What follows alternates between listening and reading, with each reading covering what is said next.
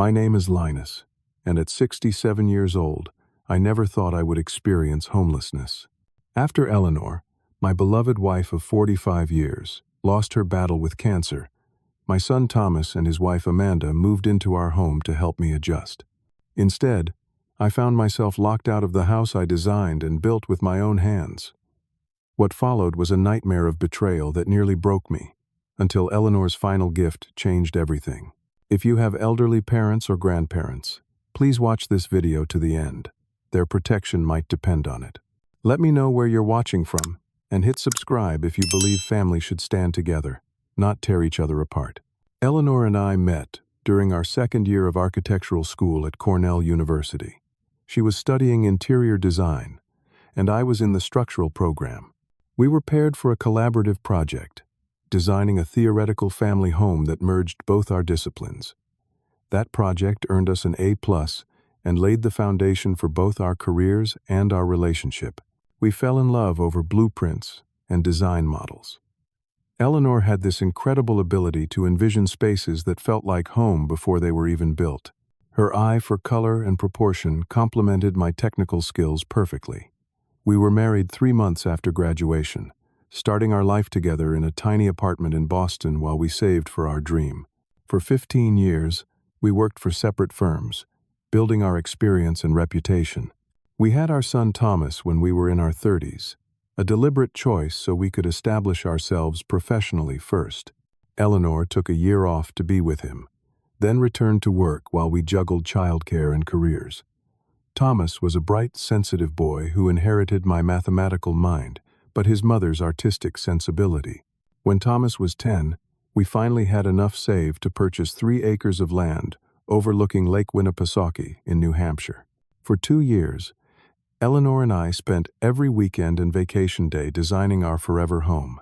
It was our masterpiece, a modern craftsman with large windows to capture the lake view, custom woodwork throughout, and spaces perfectly tailored to how we lived. I can still remember the pride we felt when we finally moved in, Thomas running through the halls claiming his bedroom with the window seat Eleanor had designed just for him. Our marriage wasn't perfect. No relationship spanning 45 years could be. But we had something special.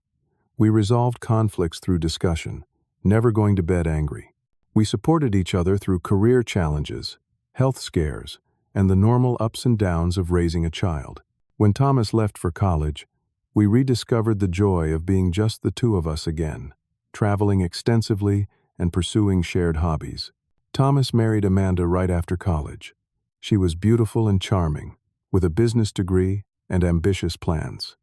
Initially, Eleanor and I were thrilled. Amanda seemed perfect for our son, driven and focused like him. They settled in Boston, both building corporate careers. We saw them monthly for dinner, and they came to the lake house for major holidays. Everything seemed ideal. Then, 6 years ago, Eleanor started experiencing unusual fatigue. At first, we attributed it to age, but when she developed persistent abdominal pain, we sought medical help. The diagnosis was devastating.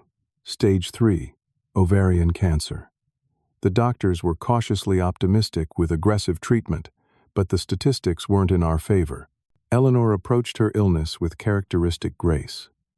She underwent surgery, followed by debilitating rounds of chemotherapy. I became her full-time caregiver, learning to manage medications, prepare foods she could tolerate, and provide the physical support her weakening body needed. For nearly 2 years, we fought the disease together, celebrating small victories and enduring devastating setbacks. When the cancer returned for the 3rd time, spreading to her liver, we knew we were fighting a losing battle. It was Thomas who suggested that he and Amanda move in with us temporarily to help. They could work remotely, he explained, and the additional support would allow me to rest occasionally. Eleanor was hesitant initially, concerned about disrupting their lives, but I was grateful. The constant caregiving had taken its toll, and I welcomed the help. They moved into our guest suite the following month. Initially, their presence was a blessing. Amanda took over meal preparation and some of the household management, while Thomas helped with physical tasks like helping Eleanor bathe and move around the house. I was finally able to sleep through the night occasionally, knowing someone else was monitoring her pain levels. In Eleanor's final weeks, she had moments of unusual lucidity between morphine doses. During one such moment, she squeezed my hand and whispered, "Watch Amanda carefully after I'm gone. I've seen how she looks at our home." I dismissed her concern as medication-induced paranoia, assuring her everything would be fine. She tried to say more, but fatigue overtook her, and she drifted back to sleep. I never thought to ask what she meant. Eleanor passed peacefully in our bedroom, with me holding one hand and Thomas holding the other. Amanda was downstairs preparing dinner. My wife's last words to me were, "Remember who built this life, Linus." At the time, I thought she was simply reminding me of our strength together. I would come to understand her true meaning much later. The funeral was beautiful, if such a thing can be said about a farewell. Eleanor had left detailed instructions, wanting a celebration of life rather than a somber affair. The house filled with colleagues, friends, and family, sharing stories of how she had touched their lives. Throughout it all, Thomas remained at my side, steady and supportive. Amanda managed the practical aspects flawlessly, ensuring guests were comfortable and everything ran smoothly. In my grief, I was profoundly grateful for their presence. That evening, after everyone had gone, Amanda suggested that she and Thomas extend their stay. "You shouldn't be alone right now," she said, her hand on my shoulder. "We can help you adjust to life without Eleanor." In my haze of grief and exhaustion, I accepted their offer without hesitation. It seemed like the perfect solution, having family close during this impossible transition. I had no idea I had just invited the beginning of my nightmare into my home. The first changes were so subtle I barely noticed them through my grief. 3 weeks after the funeral, Amanda suggested I move into the smaller guest bedroom on the main floor. "It will be easier for you," she explained with what seemed like genuine concern. "No stairs to navigate, and the bathroom is right across the hall." It made sense, especially since climbing the stairs to the master suite Eleanor and I had shared brought fresh waves of pain each time. I agreed, and Thomas helped move my essential belongings downstairs that afternoon. What I didn't realize was that Thomas and Amanda immediately moved into the master bedroom. I discovered this only the next morning when I went upstairs to retrieve a book I'd forgotten. Seeing them unpacking their clothes into Eleanor's closet sent a jolt through me. Amanda noticed my expression and quickly explained, "We thought it would be good to air the room out and use it, rather than letting it become a shrine. That wouldn't be healthy for you, Linus." Thomas nodded in agreement, adding, "Mom wouldn't want you living with her ghost." Perhaps they were right. Grief counseling suggests avoiding shrine making. Still, the speed of the transition disturbed me. I said nothing, swallowing my discomfort along with the lump in my throat. The rearrangement of furniture began next.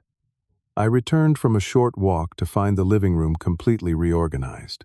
Eleanor's reading chair, a buttery leather recliner positioned perfectly by the picture window overlooking the lake, had been replaced with a modern sectional I didn't recognize. "Where's Eleanor's chair?" I asked, trying to keep my voice steady. Amanda looked up from arranging throw pillows. "It was so worn, Linus. We put it in storage and ordered this sectional. Much more practical for when we have company." "You should have asked me first," I said, unable to hide my dismay.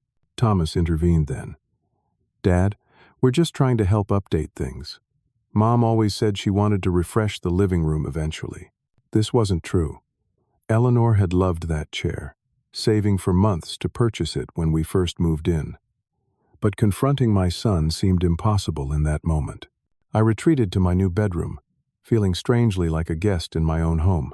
The photos were next to go. Eleanor and I had a gallery wall in the hallway, chronicling our life together from college through our most recent anniversary trip to Yellowstone. I came down for breakfast one morning to find blank walls, and Amanda hanging abstract art prints instead. "Where are our photos?" I demanded, my patience finally beginning to fray. "They're carefully packed away," Amanda assured me. "Research shows that removing visual reminders helps the grieving process. We're thinking of your emotional health." "Those weren't just photos," I protested. They're my memories, my life with Eleanor.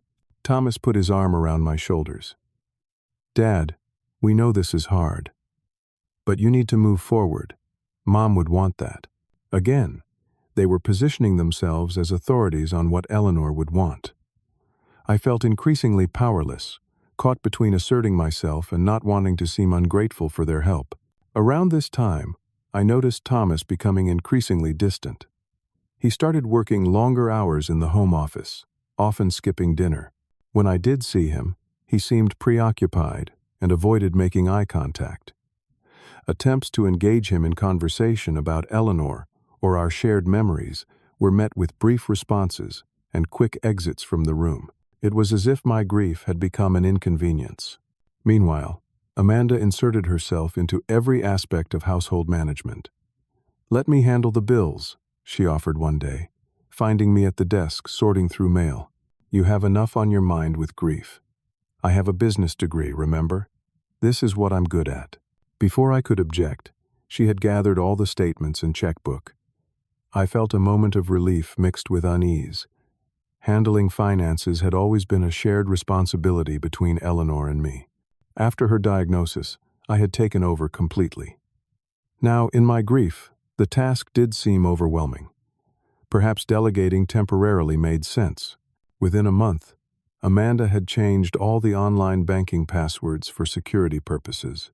When I asked for the new credentials, she assured me everything was being handled properly, but never actually provided the information. Each time I brought it up, there was a convenient distraction or promise to email the details later that never materialized. My social connections began to dwindle as well. My weekly lunch with former colleagues stopped when Amanda told them I wasn't up for company without consulting me. My neighbor Carl, who had been stopping by with fresh fish from his lake excursions, suddenly stopped coming. Weeks later, I ran into him at the local hardware store and discovered Amanda had told him I was finding visits too taxing in my fragile state. "I didn't realize you were doing so poorly," Carl said, genuine concern in his eyes. "Amanda said you needed space and quiet." I was shocked. "Carl, that's not true at all. Your visits were the highlight of my week." The confusion on his face mirrored my own growing unease about what else Amanda might be saying on my behalf. The incident with Eleanor's jewelry confirmed my suspicions that something was very wrong. Eleanor had a modest but meaningful collection, including her grandmother's pearls and several pieces I had given her over our years together. She had specifically told me she wanted these items to eventually go to our future granddaughters or daughters-in-law, should Thomas have children. One afternoon, feeling particularly close to Eleanor's memory, I went to her jewelry box to hold the pearl necklace I had fastened around her neck on countless special occasions. The box was empty. Every piece, from valuable heirlooms to costume jewelry she'd loved, was gone. I found Amanda in the kitchen and tried to keep my voice calm. "Do you know what happened to Eleanor's jewelry? Her box is empty." Amanda didn't even look up from the vegetables she was chopping. "I put everything in our safe deposit box for safekeeping. This house is rather isolated, and security is a concern." Without asking me, my voice rose despite my efforts to remain composed. "Those pieces have sentimental value. I should have been consulted." Finally, she looked up, her expression a mixture of pity and condescension. "Linus, you've been so emotional lately. I was worried you might give things away impulsively or misplace them. Thomas and I are just protecting your interests and Eleanor's legacy." This was the first major argument. I insisted the jewelry be returned immediately, making it clear that while I appreciated their help, they had overstepped. Amanda's response was to call Thomas, claiming I was having an episode. When he arrived home early from work, she painted a picture of me becoming irrational and aggressive over mere objects. Thomas pulled me aside, speaking in the gentle tone one might use with a child. "Dad, Amanda is just trying to help organize things. The jewelry is safe. Maybe this reaction is about your grief, not the actual items?" I felt crazy. Was I overreacting? Was grief clouding my judgment? But something in my gut told me this wasn't right. Eleanor's warning about Amanda began to echo in my mind. What had she seen that I was only now beginning to notice? That night, lying in the unfamiliar guest bed that had somehow become my room, I realized with growing clarity that the help Thomas and Amanda offered came with a price I wasn't sure I was willing to pay: my autonomy, my connection to Eleanor, and increasingly, my place in my own home. The suggestion came during breakfast, delivered with Amanda's practiced smile that never quite reached her eyes. "Linus, Thomas and I have been thinking. Have you ever considered moving to a retirement community? There's a lovely one just 30 minutes from here with activities, medical staff on call, and people your own age." I nearly choked on my coffee. This is my home. Eleanor and I built it together. I have no intention of leaving. Of course, she backpedaled smoothly. Just something to consider for the future. Living alone in such a large house might become challenging as you age. "I'm not alone," I pointed out. "You and Thomas are here." An uncomfortable silence fell. Thomas, who had been unusually quiet during the exchange, suddenly became very interested in his phone. Amanda finally spoke. "We can't stay forever, Linus. We have our own lives in Boston. This was always meant to be temporary." The contradiction was stark. On one hand, they were suggesting I leave my home for a retirement facility. On the other, they were reminding me they wouldn't always be there to help. The underlying message became increasingly clear. The house was the real prize. When I tried to discuss this conversation with Thomas later that day, he was evasive. "Amanda's just looking out for you, Dad. We both are. Don't read too much into it." "Looking out for me doesn't mean making decisions about my future without my input," I countered. Thomas sighed heavily. "You know how Amanda gets when she has an idea.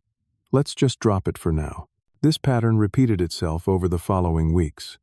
Thomas consistently avoided conflict, deferring to Amanda's judgment while positioning himself as a neutral party. But there was nothing neutral about his silence. It was a choice that enabled Amanda's growing control over my life and home.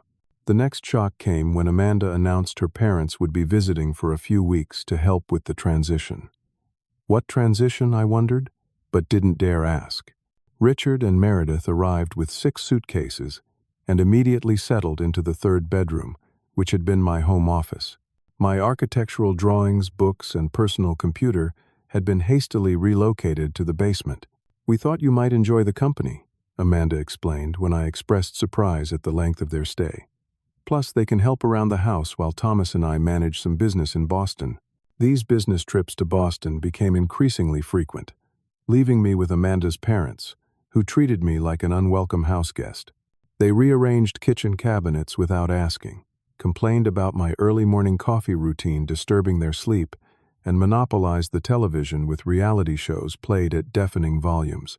My daily routines were systematically disrupted. The workshop in the garage where I had enjoyed woodworking became inaccessible when Richard decided to organize it, effectively creating such chaos that finding any tool became impossible. The walking path around the property that Eleanor and I had maintained for our evening constitutionals was deemed unsafe for someone your age after I stumbled once on an exposed route. Financial concerns began to mount. Bills that I had never seen arrived with late notices.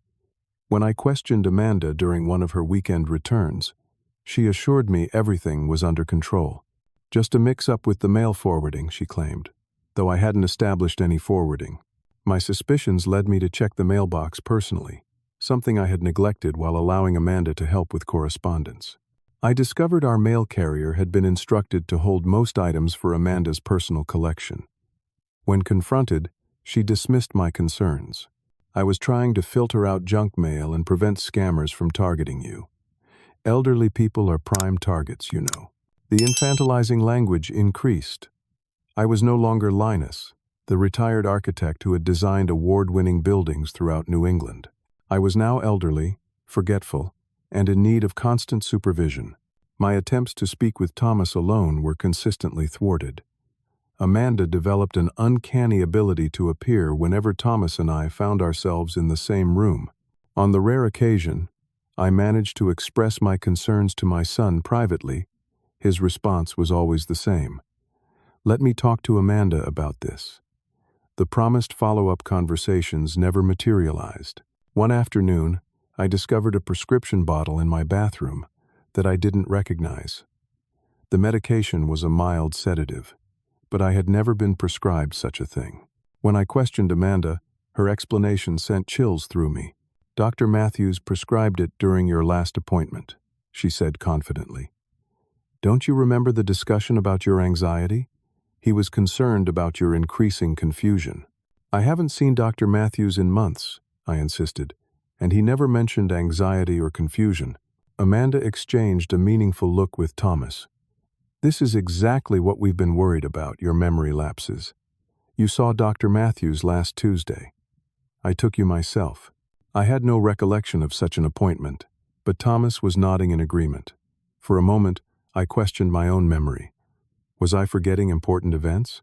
But then I remembered my calendar, where I diligently recorded all appointments as I had done for decades.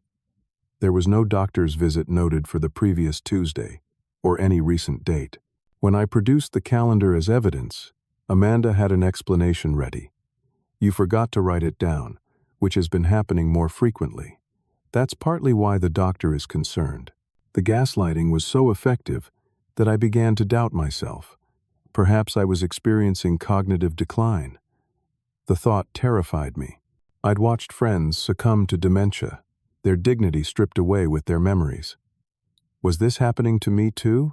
The next day, I called Dr. Matthews' office directly from the landline while everyone was out. His receptionist confirmed I hadn't been seen in nearly 4 months, since my annual physical. There was no prescription for sedatives in my chart. The relief I felt was immediately followed by a wave of cold fear. Amanda was lying about medical appointments and prescriptions. But why? My neighbor Carl provided a clue during a chance meeting at the local grocery store.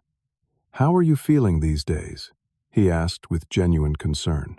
Amanda mentioned you've been having some health issues. Memory problems? The pieces clicked into place with sickening clarity. Amanda wasn't just controlling my home and finances. She was systematically creating a narrative of cognitive decline to justify that control. I thought of the unfamiliar pills and wondered what would have happened if I had taken them without question. That evening, I carefully pretended to take the medication while secretly disposing of it. I needed clarity, not sedation, to understand what was happening and plan my response. I began keeping a detailed journal of events, conversations, and discrepancies, hiding it beneath the loose floorboard under my bed that only Eleanor and I had known about. Meanwhile, the neighbors who had been such an important part of our support system during Eleanor's illness had been systematically alienated. Amanda had apparently told various stories about my declining health, volatile emotions, or preference for solitude. When I managed to speak with Margaret from across the street, she was surprised by my lucidity. Amanda told us you were having good days and bad days, she admitted awkwardly. She said visits often confused and upset you afterward. The isolation was nearly complete. With limited access to my finances, friends systematically pushed away, and my son firmly under Amanda's influence, I felt increasingly vulnerable. Something had to change, but I wasn't yet sure what options remained available to me. The day everything changed began normally enough. Amanda had scheduled what she called a routine checkup with a new doctor I'd never heard of. Given my recent discoveries about the fabricated medical appointments, I was suspicious, but decided to go along to gather more information about her intentions. Thomas drove me to the appointment, making small talk about the weather and a baseball game he'd watched the previous night. I noticed we weren't heading toward the medical center, where my regular physicians practiced. Where exactly is this doctor located? I asked casually. It's a new geriatric specialist Amanda found, Thomas replied. Supposed to be the best in the state for seniors with complex needs. The term complex needs set off alarm bells, but I maintained my composure. The facility we pulled up to had an institutional feel, with Mountain View Senior Evaluation Center displayed across the entrance. This was no routine medical office. In the waiting room, I excused myself to use the restroom, where I quickly scanned the intake paperwork Thomas had completed. Under reason for visit, he had written, "Evaluation for memory care placement. Patient exhibiting signs of dementia and paranoia." My heart raced. This wasn't a checkup, it was an assessment to have me declared incompetent. I returned to the waiting room, told Thomas I'd forgotten my reading glasses, and suggested we reschedule. Surprisingly, he agreed, perhaps not wanting to create a scene. During the drive home, I carefully maintained normal conversation while my mind worked furiously on what to do next.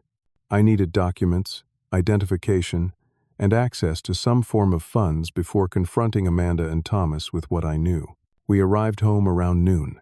Thomas mentioned he had a conference call and disappeared into the home office. This gave me the opportunity to retrieve my hidden journal, passport, and the emergency cash Eleanor and I had always kept in the hidden floor safe in our closet, now the master bedroom where Thomas and Amanda slept. I waited until I heard Thomas's voice engaged in his call, then slipped upstairs. The bedroom had been completely transformed, with no trace of Eleanor's presence remaining. I quickly located the safe beneath the area rug and entered our anniversary date, relieved when it opened. The cash was gone, replaced with Amanda's jewelry. My heart sank, but I took my passport from where I'd hidden it in the back of the safe and quickly exited the room. Back in my bedroom, I packed a small bag with essentials, planning to leave temporarily while I sorted out my next steps. I called my old friend Harold from the landline in the kitchen when no one was around, briefly explaining I needed a place to stay for a few days. He immediately offered his guest room. I told Thomas I was going for a walk to clear my head after the stressful morning. He barely looked up from his computer, which worked in my favor. I took only what I could carry in a small backpack, not wanting to raise suspicions, and began the mile walk to Harold's house. When I was halfway there, my cell phone rang. It was Amanda, her voice tight with controlled fury. "Where do you think you're going, Linus?" I was startled she knew I had left. "Just taking a walk.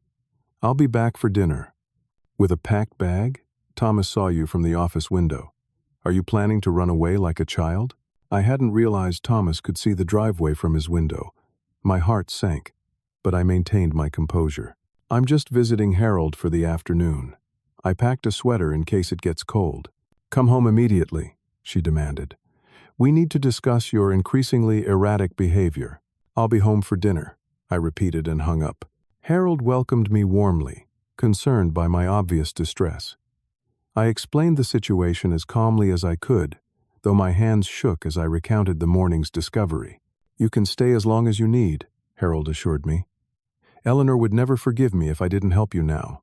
I called my regular doctor from Harold's phone and scheduled an immediate appointment for a cognitive assessment, explaining the situation. Dr. Richards had been my physician for 20 years and knew me well. He agreed to see me the following morning and document his findings officially.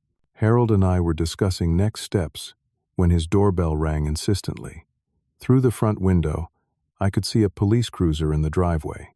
Amanda stood on the porch with 2 officers, her expression a perfect mask of concern. When Harold opened the door, Amanda immediately launched into her prepared narrative. "Thank goodness you're here, Linus. We've been so worried." Turning to the officers, she continued, "As I explained, my father-in-law has been experiencing confusion and wandered off. He's been diagnosed with early-stage dementia." "That's absolutely false," I stated firmly, addressing the officers directly.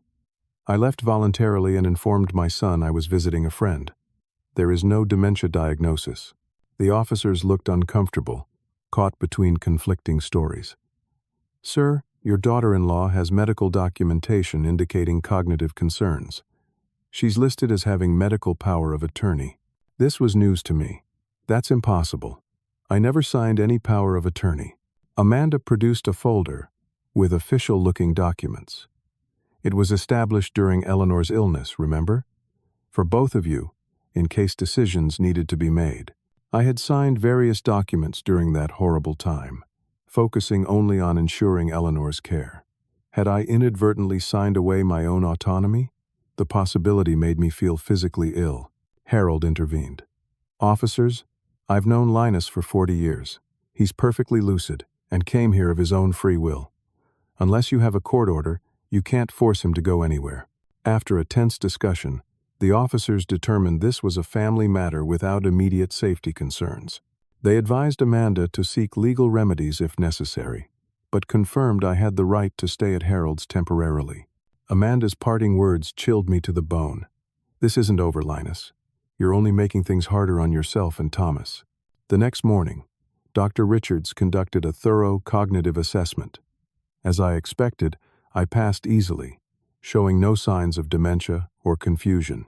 He provided official documentation stating I was fully competent to manage my own affairs and medical decisions. Armed with this evidence, Harold drove me home to collect more belongings and confront Amanda and Thomas. What we found left me speechless with shock. The locks had been changed. My key no longer worked in any door of the home I had designed and built with my own hands. Thomas answered after several minutes of knocking. His expression was a mixture of guilt and defiance. "Dad, this isn't a good time. Amanda is very upset about yesterday. I need to come in and get my things," I stated firmly. "This is my house, Thomas." Before he could respond, Amanda appeared behind him. "Actually, Linus, the deed was transferred to a joint ownership between you and Thomas last year, remember? During Eleanor's illness, for estate planning purposes. I remembered signing paperwork our family attorney had prepared, but it had been presented as a standard estate planning measure, not a transfer of ownership. The implications were staggering. "Let me in to get my belongings," I insisted. "You have no right to keep me from my own home." "After your episode yesterday, we don't feel it's safe," Amanda replied coolly. "Your irrational behavior and paranoid accusations suggest you need professional help. We've consulted with specialists who recommend a structured environment. I have documentation from Dr. Richards confirming I'm perfectly competent," I countered, producing the paperwork. Amanda barely glanced at it. "One doctor's opinion doesn't override what we've observed living with you. Thomas and I are acting in your best interest. By locking me out of my own home? By lying about medical appointments? By isolating me from friends?" My voice rose despite my efforts to remain calm. Thomas looked increasingly uncomfortable but remained silent, letting Amanda control the narrative as always. "If you want to involve the authorities again, go ahead," Amanda said with confidence born of preparation. "We have documentation of your declining condition from multiple sources. Now, please leave before you cause a scene the neighbors will witness." I realized with sickening clarity that this confrontation wouldn't resolve anything. They had been methodically building their case while I remained oblivious, trusting my son to protect my interests. Harold and I left, consulting the local police station about my rights. The officer we spoke with was sympathetic, but explained that with the joint deed and Amanda's claims about my mental health, it would require a court order to force them to let me return. He suggested contacting an attorney immediately. We tried to do exactly that, only to discover more devastating news. My wallet, which I'd taken with me to Harold's, contained credit cards that had been canceled. When I called the bank, I learned my accounts had been frozen due to suspicious activity reported by Amanda, who apparently had been added as a joint account holder during Eleanor's illness, another precaution that now worked against me. With limited cash and nowhere to go, Harold's guest room became my temporary sanctuary. But this arrangement was shattered 3 days later when a pipe burst in Harold's basement, flooding the first floor. With his house uninhabitable during repairs, Harold went to stay with his daughter in Maine. He offered to take me along, but his daughter's small apartment couldn't accommodate another person. With no family nearby, and friends who had been systematically alienated by Amanda's campaign of misinformation, I found myself truly homeless for the first time in my 67 years. The irony was bitter. I had designed homes for countless families throughout my career, yet couldn't access my own. My first night of true homelessness was spent in my car, a 10-year-old Volvo that thankfully remained in my possession only because it had been parked at Harold's house during my visit. I found a quiet spot in the back corner of a Walmart parking lot, having heard this was sometimes permitted for overnight stays. Sleep came in fitful bursts, interrupted by unfamiliar noises and the hard reality of my situation. The practical challenges mounted quickly. Without access to my home, I had limited clothing. Without access to my accounts, I had only the $200 cash in my wallet. My cell phone service was disconnected the following day, presumably another account Amanda had managed to gain control over. I established a routine of sorts. Each morning I would use the bathroom at a local McDonald's, purchasing the cheapest coffee on the menu to justify my presence. I spent hours at the public library, using their computers to research my legal options and send emails to attorneys. Many never responded. Those who did explained that fighting a case involving alleged cognitive decline, joint property ownership, and medical power of attorney would be lengthy and expensive, requiring retainers I couldn't afford. My meals became increasingly sparse as I rationed my dwindling funds. A bagel for breakfast, perhaps a sandwich for lunch, and often nothing for dinner beyond what I could purchase from a dollar menu. The weight began to drop from my already lean frame. The most difficult adjustment was psychological. I had gone from a respected professional with a beautiful home to a man washing up in public restrooms in the span of weeks. The shame was crushing, especially when I encountered former colleagues or clients who clearly didn't recognize the disheveled man I had become. After a week of living in my car, a parking enforcement officer informed me I could no longer stay in the Walmart lot. "Company policy has changed," he explained with more kindness than necessary. "You need to find somewhere else." With gas running low and no funds to replenish it, I drove to the outskirts of town where a small wooded area bordered a commercial complex. I parked behind an abandoned strip mall, hoping to remain unnoticed while I gathered my thoughts and planned my next steps. It was there I met Frank, a Vietnam veteran who had been homeless for nearly a decade. He spotted me trying to make my dinner from a packet of crackers salvaged from a restaurant and approached with unexpected gentleness. "First time on the streets?" he asked without preamble. Too exhausted to lie, I nodded. "You've picked a bad spot. Cops check here twice a night. Follow me if you want." Too depleted to be suspicious, I followed Frank to what he called his setup, a small encampment tucked into a wooded area behind a self-storage facility. He had constructed a surprisingly functional shelter, using tarps, wooden pallets, and other discarded materials. A small fire pit, carefully contained with stones, provided warmth in the increasingly cool autumn evenings. "Not the Ritz," Frank commented with a dry chuckle. "But it keeps the rain off and most people leave us alone." Us, I soon discovered, included two other men. Diego, a former construction worker who had lost everything to medical bills following a workplace injury, and Peter, younger than the rest of us, who had fled an abusive home situation. They accepted my presence without much question, sharing their fire and sparse provisions. That first night around the fire, I found myself telling these strangers the story of my downfall. I expected disbelief, or perhaps indifference. Instead, I received understanding and practical advice. "Same thing happened to my uncle," Diego said, poking at the fire. "His kids got power of attorney when he had heart surgery, then convinced everyone he was losing his mind. Sold his house right out from under him. It's more common than people think," Frank nodded sagely. "Elder abuse, they call it now. Fancy name for something that's been happening since biblical times." Peter, who had been quietly listening, asked the question that had been haunting me. "What about your wife? Didn't she protect against this?" "Eleanor tried to warn me," I admitted, the regret heavy in my voice.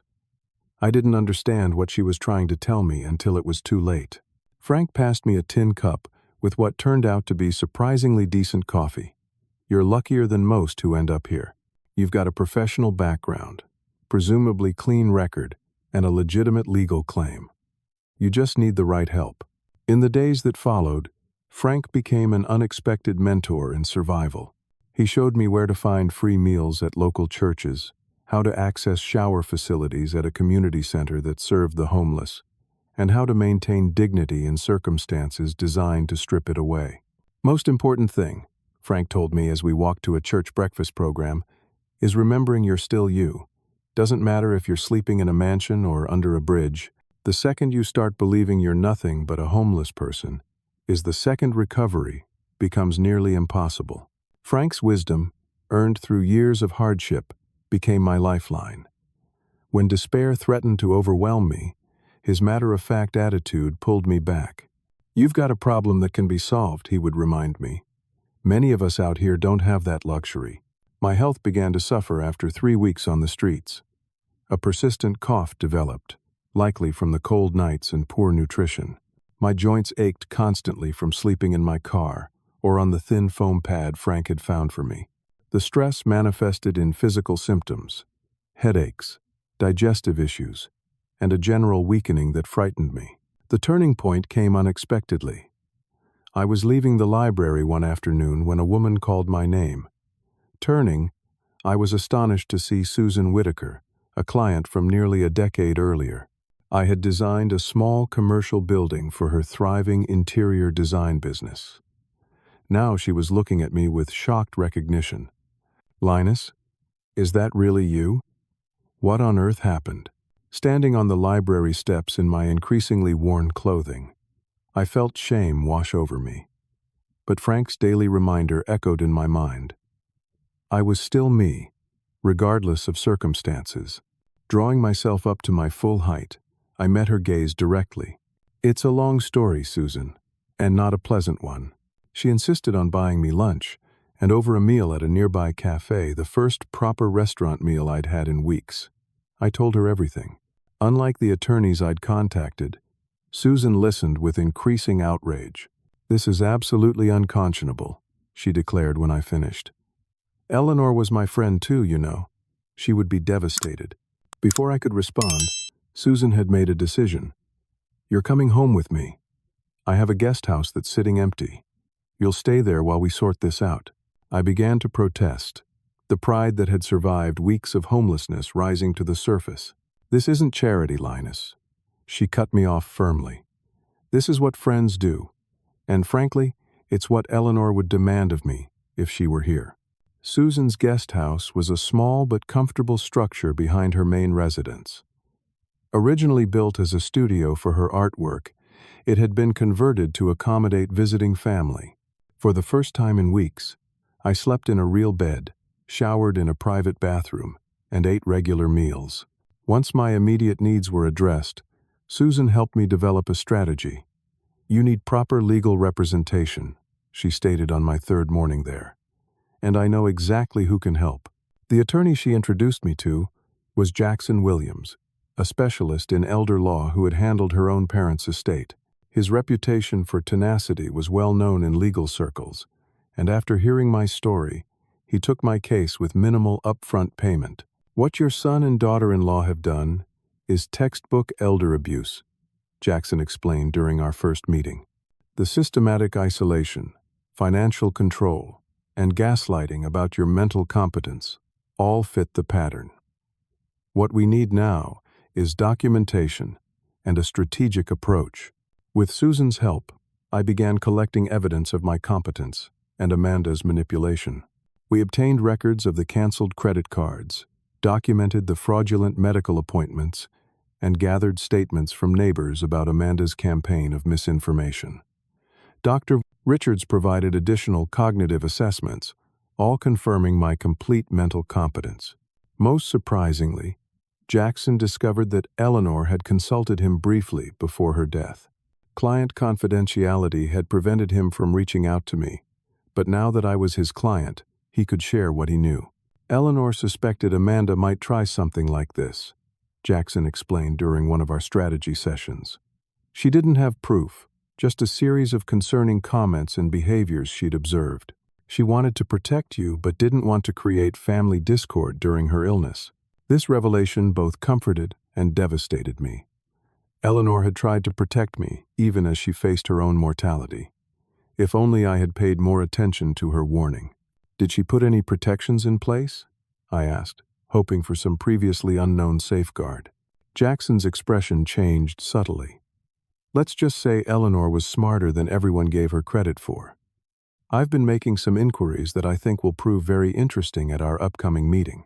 The meeting he referred to was a formal inheritance discussion he had arranged with Thomas, Amanda, and their attorney. With my documented competence and Jackson's reputation, they couldn't reasonably refuse to attend. What exactly Jackson had discovered, however, he kept to himself, saying only that timing was crucial. As the meeting date approached, I felt a mixture of dread and determination. Frank's words became my mantra. I was still me, regardless of circumstances. And now, with Susan's support and Jackson's expertise, I finally had a chance to reclaim not just my home, but my dignity and independence. Jackson Williams spent 2 weeks meticulously building our case. His investigation extended far beyond what I had initially expected, delving into financial records, property documents, and even Eleanor's separate accounts that I hadn't known existed. Your wife was quite strategic, Jackson explained one evening as we reviewed documents in Susan's dining room. While you were focused on her medical care, she was quietly putting safeguards in place.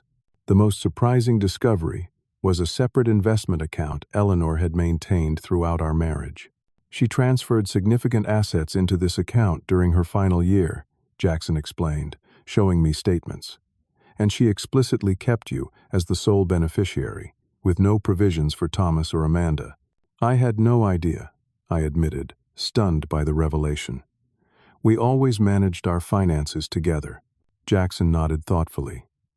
Based on my conversations with her before her death, I believe she saw warning signs in Amanda's behavior that concerned her deeply.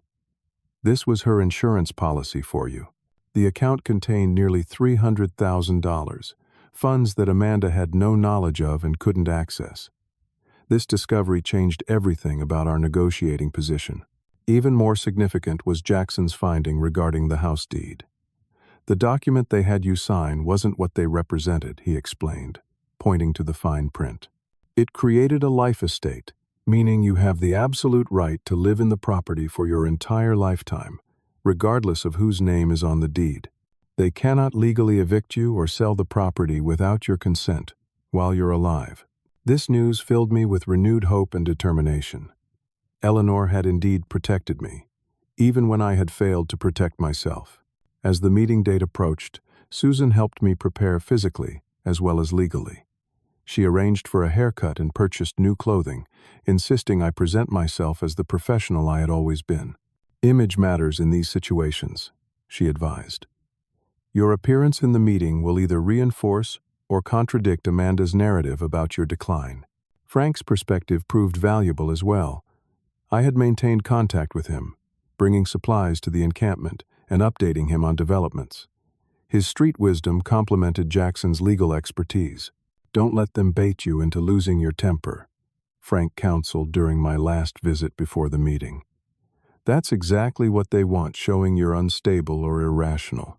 The day before our scheduled meeting, Jackson revealed the final piece of his strategy. I've petitioned the court for an emergency order, reinstating your access to the property. The sheriff will serve it immediately following our meeting tomorrow. Will that work? I asked, unable to hide my skepticism after weeks of legal roadblocks. With the documentation we have of their actions, plus your clean cognitive assessments, yes. But I want them completely off guard when it happens. The meeting is our chance to observe their reaction to the revelation of Eleanor's separate assets. That will tell us a lot about how to proceed with the larger case. The meeting was scheduled for 10 o'clock the following morning at Jackson's downtown office. Susan drove me there, providing steady encouragement during the silent ride. Despite the new clothes and haircut, I felt vulnerable. The weeks of homelessness had taken their toll, leaving me thinner and more weathered than I had been before. Remember who you are, Susan said as we pulled into the parking lot. You're Linus Wilson, the architect who designed half the notable buildings in this county. You survived losing Eleanor, and you'll survive this too. Jackson met us in the lobby, his confidence reassuring. They're already here, he informed us quietly. Amanda brought her attorney from Boston, a corporate lawyer out of his depth in elder law.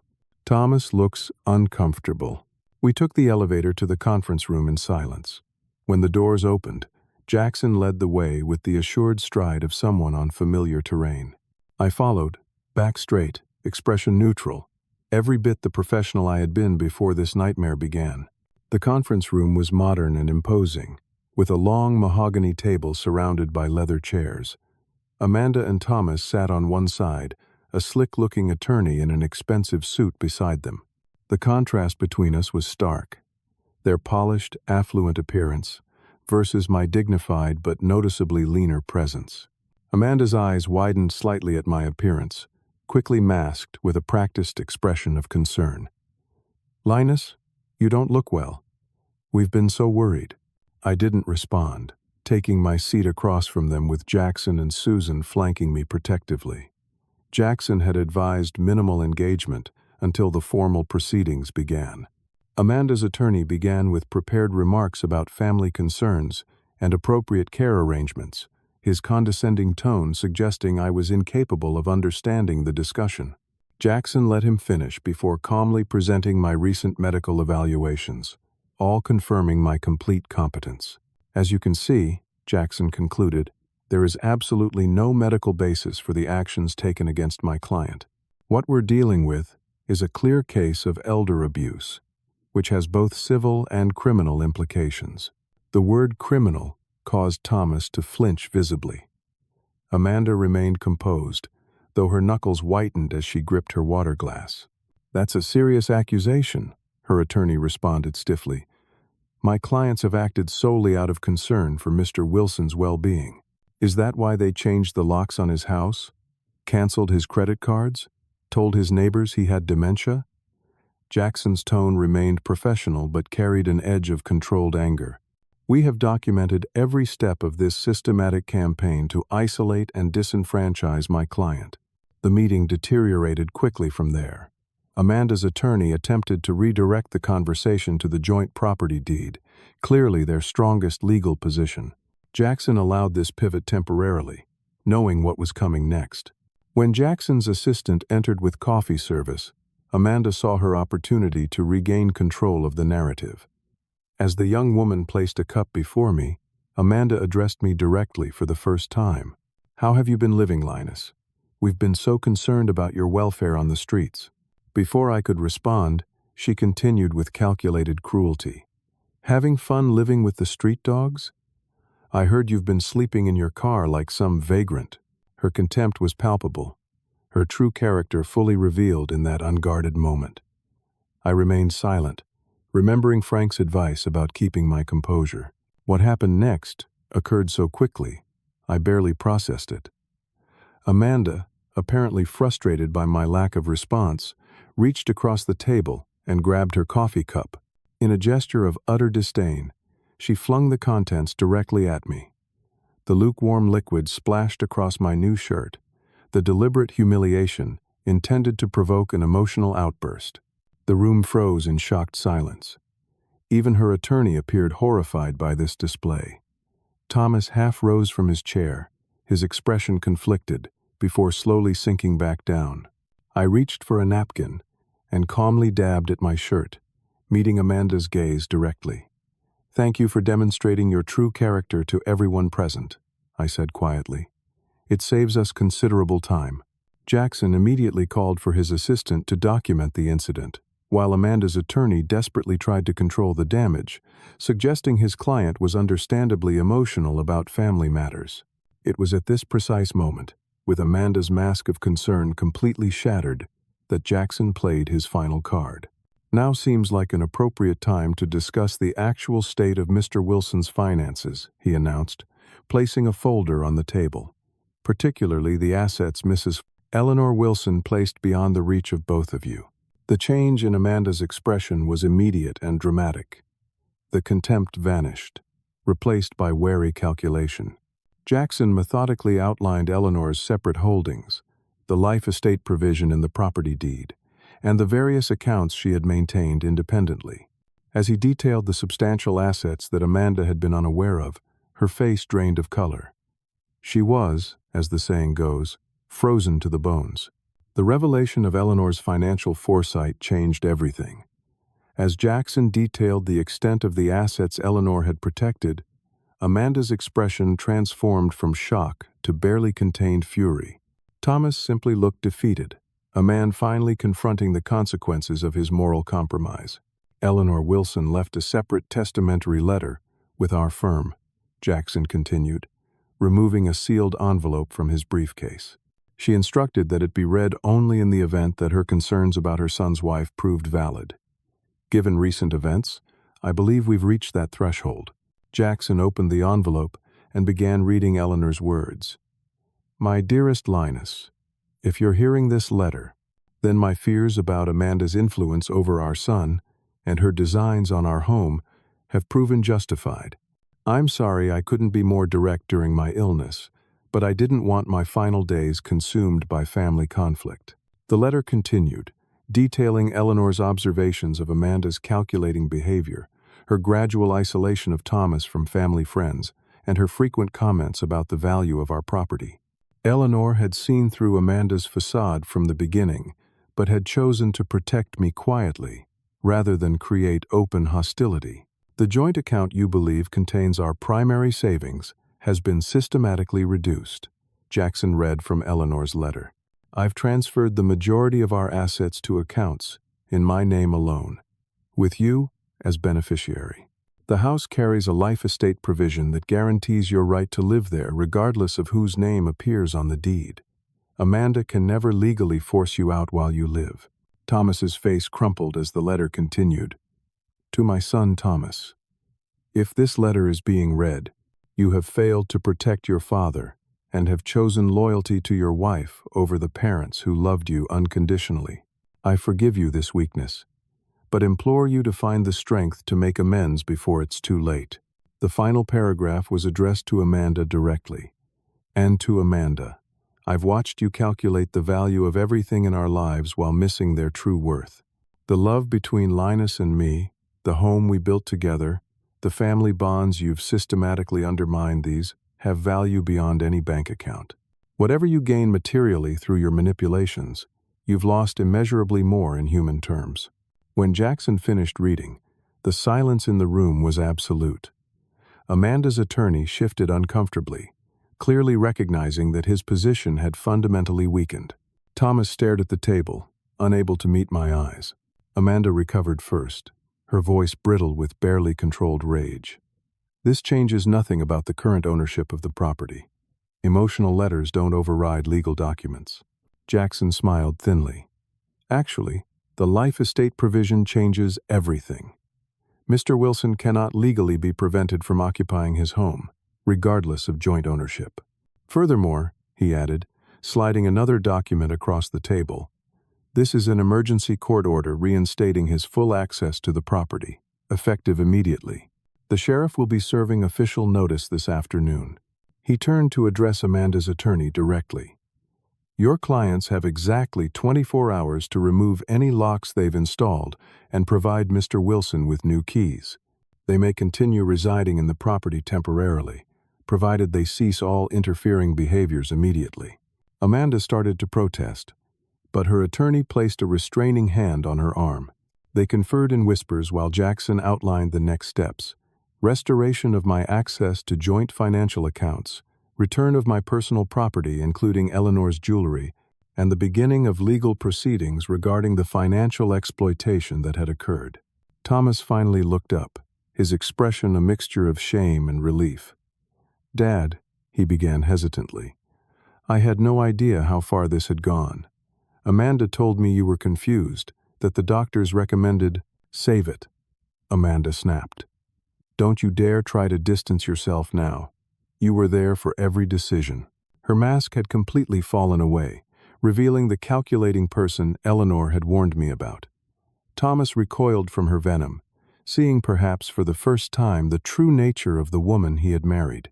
The meeting concluded with Jackson presenting a detailed list of immediate actions required to avoid criminal charges for elder abuse. Amanda and her attorney left first, her rigid posture betraying her fury at being outmaneuvered. Thomas lingered, attempting to speak with me privately, but I wasn't ready for that conversation.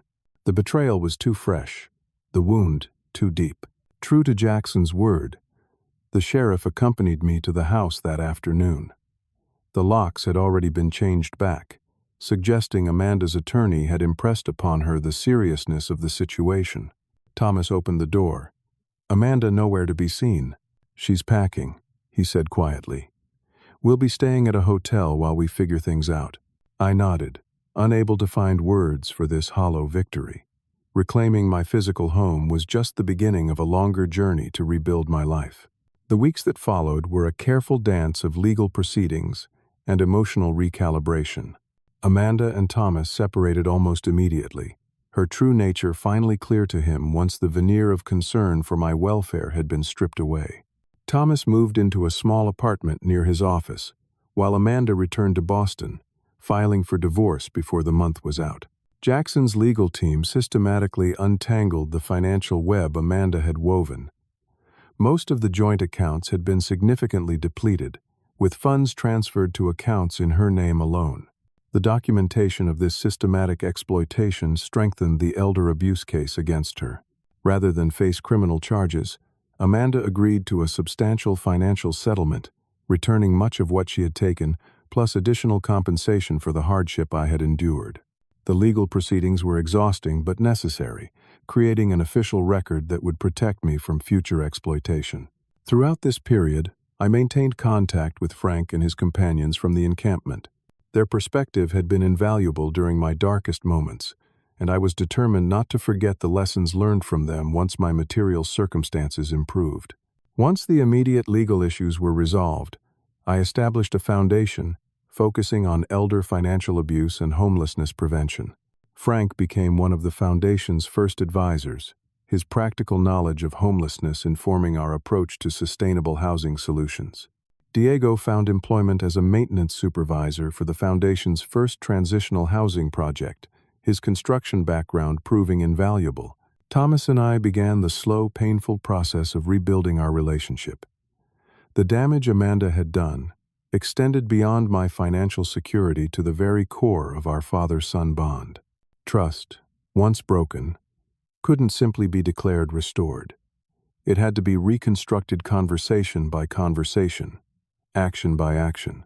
"I don't understand how I didn't see it," Thomas confessed during one of our difficult discussions.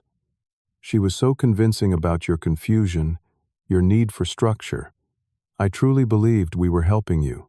"The most dangerous deceptions begin with partial truths," I replied, remembering Frank's wisdom from the encampment. I was grieving, occasionally forgetful. Amanda took those normal human experiences and wove them into a false narrative of decline. Our healing wasn't linear. There were setbacks and difficult moments when the memory of my homelessness and his complicity threatened to overwhelm the progress we had made. But slowly, we established a new relationship, more honest, if less idealized than before. 6 months after the inheritance meeting, I invited Susan, Jackson, Frank, and even Harold to dinner at my home, a symbolic reclaiming of the space that had been the center of the conflict. Thomas attended as well, still finding his place in this new configuration of relationships. As we sat around the dining table Eleanor had selected so many years ago, I felt her presence strongly. She had anticipated Amanda's true nature and had taken steps to protect me even as she faced her own mortality. Her foresight had quite literally saved me from permanent displacement. "I'd like to propose a toast," I said, raising my glass. "To Eleanor, whose love extended beyond her life to protect mine. To unexpected friends who offer wisdom in the darkest moments. And to the discovery that family isn't always defined by blood, but by who stands beside you when the world turns cold. The recovery from betrayal isn't about forgetting the harm done, but about reclaiming your power in its aftermath. I had lost my wife, temporarily lost my home, and nearly lost my dignity. But in that journey through loss, I had discovered a resilience I never knew I possessed and built connections that might never have formed in easier circumstances. Eleanor had always told me that the true measure of a home isn't in its architecture, but in the love it shelters. In rebuilding my life after betrayal, I had created a different kind of home, a community of friends and allies, bound by mutual respect and genuine care. Thomas was finding his place within that new structure, his relationship with me forever changed, but not beyond healing. As for Amanda, I heard she had remarried quickly, an older man with substantial assets. I sometimes wondered if he had anyone in his life who would protect him, as Eleanor had protected me. I hoped so. The cycle of exploitation continues only when we fail to recognize its warning signs. The greatest lesson in all of this wasn't about legal protections or financial security, though those are certainly important. It was about the courage to stand firm in your own truth when others try to rewrite your story. It was about recognizing that vulnerability isn't weakness, but having the wisdom to know who deserves your trust. Have you ever had to rebuild trust with someone who betrayed you? Or perhaps you've been the Thomas in someone else's story, manipulated into actions you later regretted. I'd love to hear your experiences in the comments below. And if this story resonated with you, please like, subscribe, and share it with someone who might need to hear that recovery after betrayal is possible. Thank you for walking this journey with me. And remember, our value doesn't diminish when others fail to see it.